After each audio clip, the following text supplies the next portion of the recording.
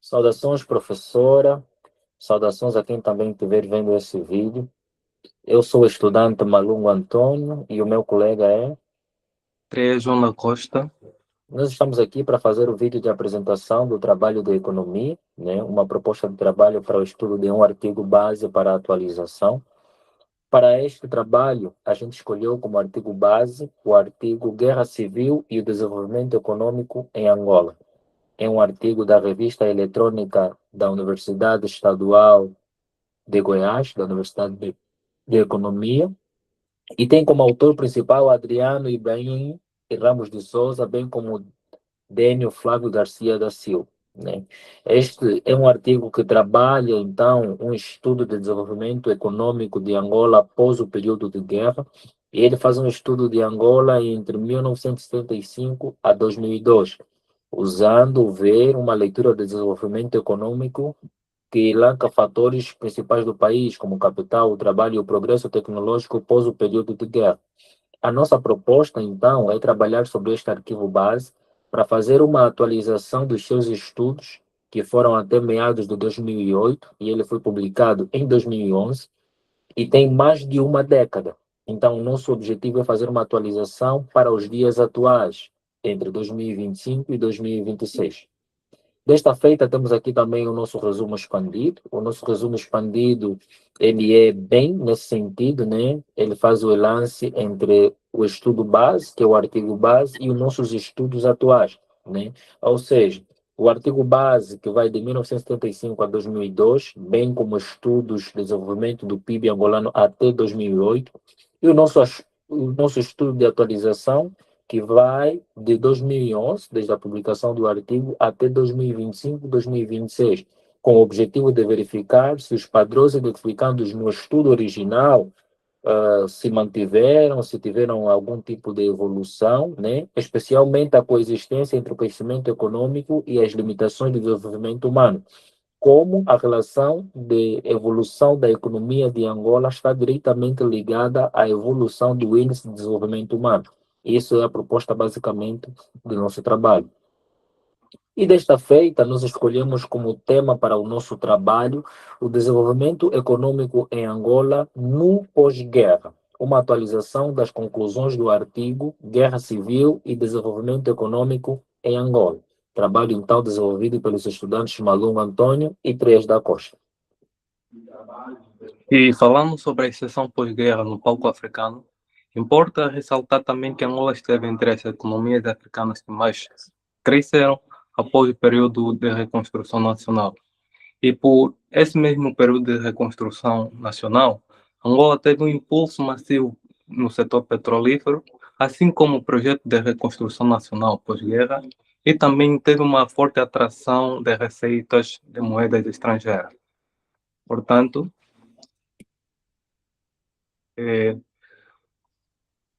nesse mesmo período, né, sobre o crescimento econômico de Angola, houve um diagnóstico do passado, baseado no artigo de debate de 2011, que tem como objetivo de estudo que é a Guerra Civil e o Desenvolvimento Econômico em Angola, que tem como autor Adriano de Souza, e também o período analisado que foi de 1975 a 2002, que era sobre a guerra, né, civil que se viveu lá em Angola e a reconstrução até 2008.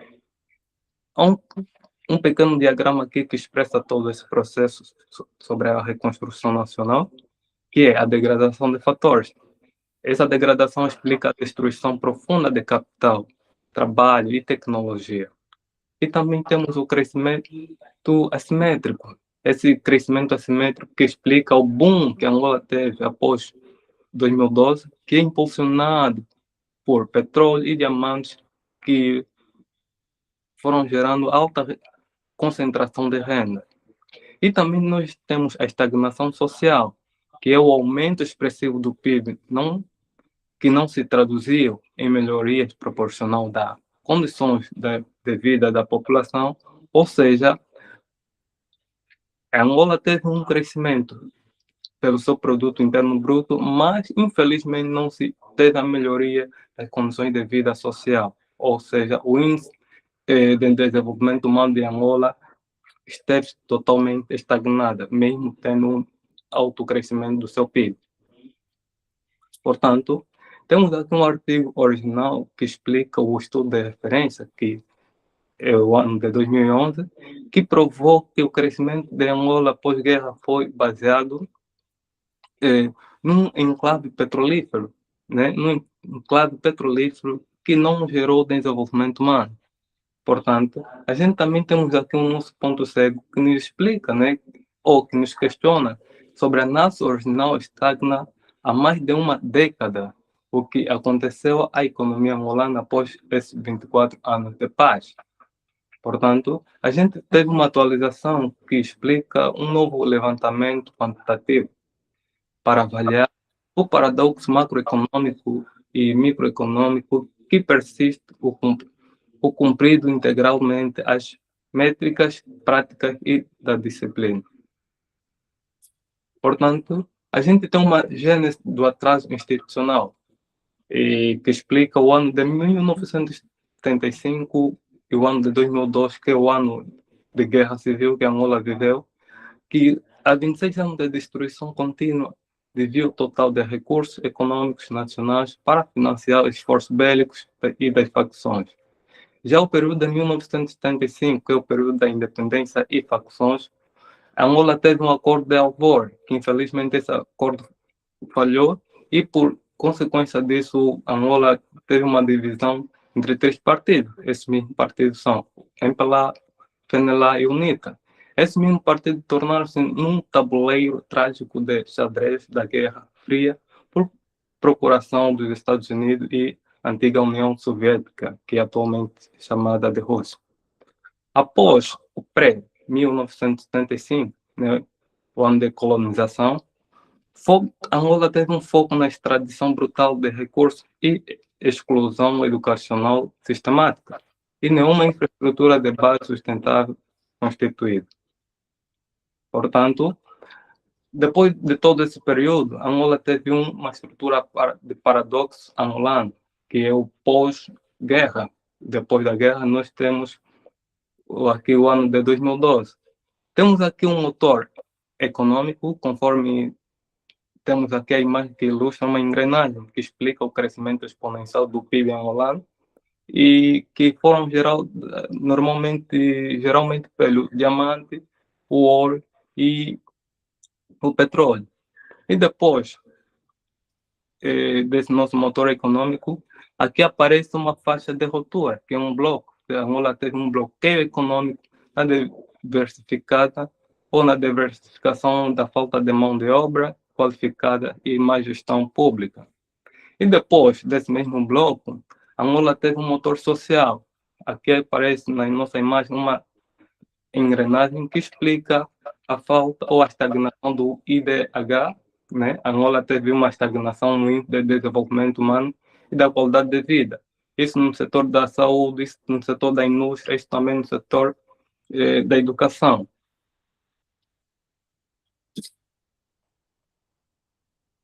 Bom, agora a gente vai começar então a fazer a relação que existe entre o estudo base e a nossa proposta. O futuro da investigação, né? Qual é a nossa proposta? Nós vimos, conforme explicou o meu colega, de 2002 a 2011, ano de publicação do artigo, o fim do conflito e o diagnóstico inicial do paradoxo. Por que é um paradoxo? Porque Angola viveu vários momentos de colapsos entre o crescimento e o decrescimento. As limitações do desenvolvimento humano diagnosticadas em 2011 permanecem inalteradas após 2 décadas consecutivas de paz. E isso é o que o nosso estudo busca trazer, né? Já que o arquivo base tem mais de 2 décadas do seu estudo foi realizado, a gente busca fazer essa tradução ou essa atualização para ver se continuamos no mesmo paradigma. O nosso estudo afere os avanços empíricos, as permanências sistemáticas e a evolução da fratura socioeconômica na Angola contemporânea. Como hoje, né, esse todo investimento se traduz então no modo de vida do país. A matriz metodológica é 2011 versus atualização. Nós temos aqui, então, como o artigo base estudou e como a nossa proposta de atualização se inteirou dentro disso aqui. O período analisado no artigo base é entre 1975 a 2008, que é o foco na distribuição bélica, e o nosso estudo vai mais além, né, que vai até 2025, com foco em mais de 20 anos de paz e reconstrução. Fontes de dados. Para o estudo original, as principais fontes de dados foram literatura histórica, relatórios do SEIC e entrevistas qualitativas. Para o nosso estudo de atualização, usamos bases empíricas oficiais e globais, como o Banco Mundial e o PNUD, bem como o FMI. Foco analítico, causas e danos imediatos do conflito, o que é estudado e referenciado no arquivo base. Para nós é desempenho estrutural a longo prazo e resistência das instituições. Indicadores-chave para o artigo base, rendimento nacional bruto empírico e para nós a triangulação rigorosa. PIB real, PIB per capita e a evolução do IDH, ou seja, Índice de Desenvolvimento Humano. Nós temos então aqui uma matriz de diagnóstico que são 2 décadas e 2 realidades também. O estudo original, que vai de 2002 a 2011, ou o intervalo de 2010, tem uma dinâmica do PIB. A dinâmica do PIB angolano ela cresceu bastante no período pós-guerra, né? Teve um crescimento exponencial pós-guerra. Ao quanto que na nossa pesquisa atual, a era da realidade teve a estagnação e a volatilidade severa. Esse crescimento, além de ter sido exponencial após guerra, ele não se manteve contínuo, tendo os seus níveis de decrescimento. Motor econômico, petróleo em alta na história, isso no estudo original, e no estudo da realidade, da atualização que a gente fez, teve choques de preço e declínio de produção, né? Apesar de Angola ainda ser uma grande exportadora de petróleo, teve choques nos preços, tendo até inclusive enfrentado uma crise no período 2010, 2011, 2012, por causa do preço do barril de petróleo. O IDH, o Índice de Desenvolvimento, né? Partida de uma base crítica pós-conflito, com certeza. E crescimento marginal insuficiente para o rendimento nacional bruto. Ou seja, existe aqui uma diferença entre o crescimento do PIB e o crescimento do Índice de Desenvolvimento Humano em Angola. Desafios estruturais, reconstrução básica e desminagem.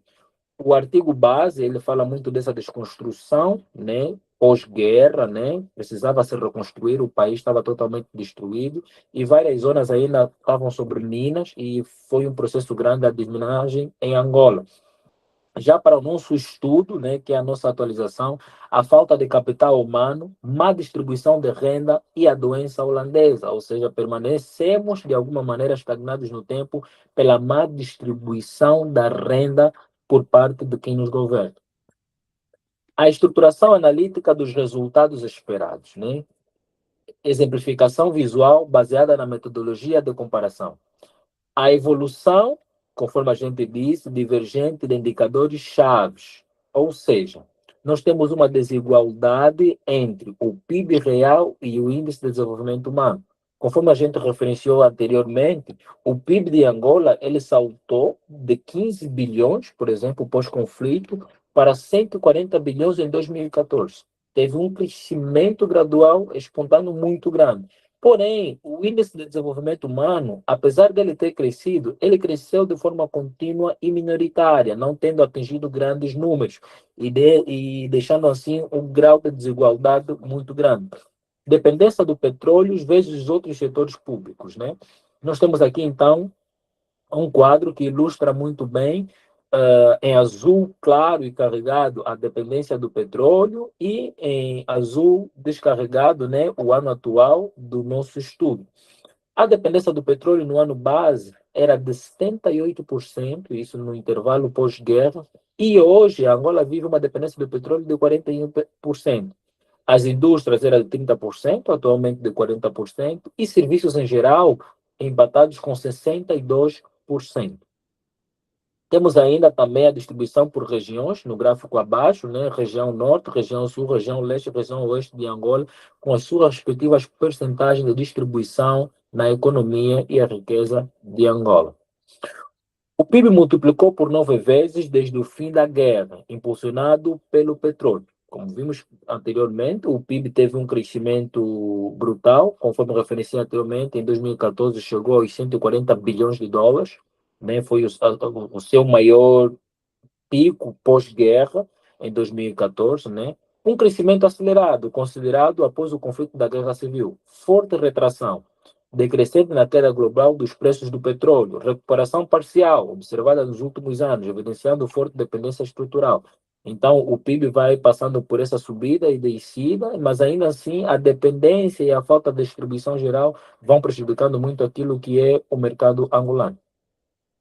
O crescimento econômico não garantiu a estabilidade de renda para a população. O PIB per capita de Angola teve também o seu crescimento, porém, ele ainda deixou a desejar naquilo que é a distribuição para a população.